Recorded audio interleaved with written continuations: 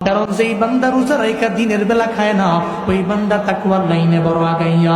যেই বান্দা ইফতার সামনে নিয়ে বসে রইল, একটা বারের জন্য পানি পান করে না, একটা বারের জন্য চিন্তা করে না আমি একটা পেঁয়াজ নিয়ে খেয়ে ফেলি, একটা বারের জন্য বলে না চিন্তাও করে না আলুর চপ খেয়ে ফেলি, অথচ নিজে মাখে, অথচ কত কষ্ট করি, এরপর একটা বারের জন্য পানি পান করে না, শরবতটা পান করে না।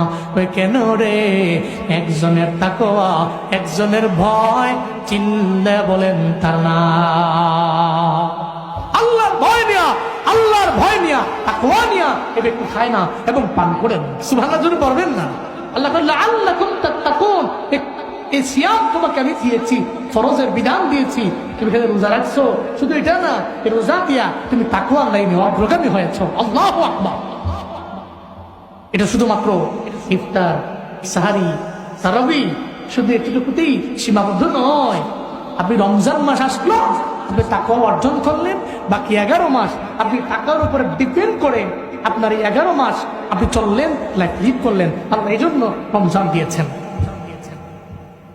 আল্লাহ আমাদের সবাইকে রমজানে তাকওয়ার সর্বোচ্চ লেভেলে যাইয়া বাকি 11 মাসও তাকওয়ার উপরে চলার তৌফিক দান করেন। সকলে পড়েন আমিন। আরো জোরে আমিন। রমজানে যেভাবে কাটাবেন সময়, সাহারির জন্য নিজে ঘুমিয়ে গেলেন, সাহারির জন্য নিজে উঠবেন, একা একা না, সবাইকে ডাকবেন, সবাইকে ডেকে উঠাবেন।